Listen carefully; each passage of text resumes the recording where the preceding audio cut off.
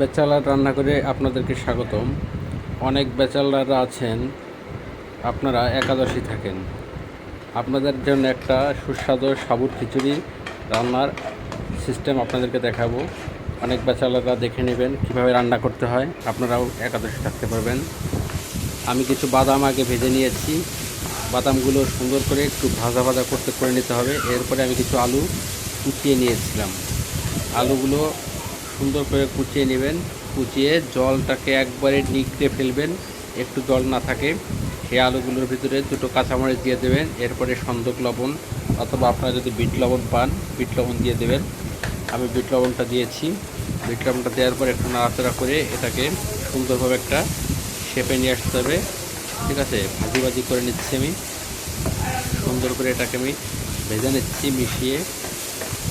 সুন্দর করে আমি একটু তেলে এটাকে ভেজে নিচ্ছি। যখন দেখবেন এটা ভাজার পরে হালকা বাদামি রং চলে আসছে, তখন একটা ভাজা বন্ধ করে দেবেন, মচমচা হয়ে যাবে। দেখবেন এটা ভাজার পরে একটা সুন্দর একটা কালার, লাল কালার, বাদামি কালার চলে আসছে। দেখতে পাচ্ছেন আপনারা, ভাজা একবারে মচমচা হয়ে গেছে। এটা মনে এখনই যেন খেয়ে ফেলি, সুন্দর একটা আসছে। মরিচগুলো দেখেন, মরিচের ঝালটা একবারে মিশে গেছে এর সাথে সুন্দরভাবে। এটা ভাজার কমপ্লিট হয়ে গেছে। এরপর এটাকে আমি আলাদা একটা বাটিতে রেখে দেব।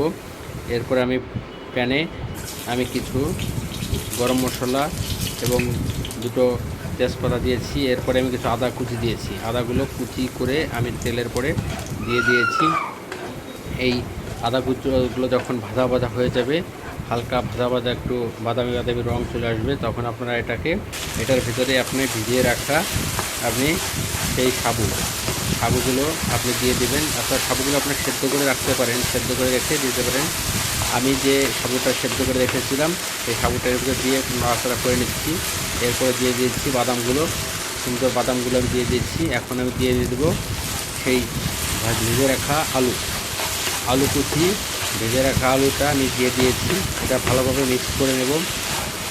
সুন্দরভাবে মিক্স করে নিয়ে আমি একটু নাড়াচাড়া করবো। নাড়াচাড়া করে আমি সুন্দরভাবে দেখবেন আমি কিন্তু একটা কাঠের হাতা কিনে নিয়েছি। এই হাতা দিয়ে আমি নাড়াচাড়া করছি। আসলে একাদশী তো এজন্য। এরপর আমি কিছু কাজু বাদাম, কিছু পেস্তা বাদাম, কাজু বাদাম এগুলো আমি ব্লেন্ডার করে নিয়েছিলাম, মানে হালকা গুঁড়ো করে নিয়েছিলাম। এই হালকা গুঁড়ো করে কাজু বাদামটা আমি হালকা গুঁড়ো করে দিয়েছি। এরপরে দিয়েছি আমি ধুয়ে রাখা চারটি খেজুর। এটার ভিতরে দিলে আপনার কী হবে জানেন? এটা হচ্ছে আপনার খেজুরে হচ্ছে প্রোটিনটা বেশি, আপনার শক্তিটা বেশি যোগাবে, সারাদিন আপনি ক্লান্ত থাকবেন। এরপরে আমি পরিমাণ মতো একটু ঘি দিয়েছি। ঘি আমি আগেও দিয়েছিলাম, এই ভিডিওতে হয়তো আসেনি। অনেক পরিমাণে আমি ঘি দিয়েছি, পরে আমি আর একটু ঘি পরিমাণ মতো দিয়ে দিলাম, যাতে এটার ফ্লেভারটা এবং এটার শক্তিটা খুব টেস্টটা অনেক বেশি, অনেক গুণে বেড়ে যাবে। আপনারা বুঝতে পারবেন না, টেস্টটা অনেক গুণ টেস্ট হবে। ঠিক আছে, আপনার টেস্টটা অনেক গুণ হয়ে যাবে। আপনারা দেখতে পাচ্ছেন আমি এটা সুন্দরভাবে আবার ঘি দিয়ে এটাকে মিক্স করে নিচ্ছি।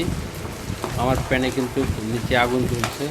সুন্দরভাবে আমি মিক্স করে নিয়েছি, আপনারা দেখতে পাচ্ছেন। এবার আমি এটাকে সুন্দরভাবে মিক্স করে নিয়ে আমি কিছুক্ষণ ঢেকে দিয়েছিলাম, যাতে একটু নরম হয়ে যায়। ভালো সুন্দর হয়েছে, দেখতে পাচ্ছেন। আমি কিন্তু কখনো এখানে কোনো হলুদ ইউজ করি নাই। হলুদটা আমি এবার ইউজ করি নেই। আমি প্রতিবার হলুদ ইউজ করি কালারটা হওয়ার জন্য, কিন্তু এবার চিন্তা করলাম যে না, হলুদটা ইউজ করব না, হলুদ ছাড়াই আমি রান্না করব। দেখুন কি সুন্দর একটা কালার এসেছে।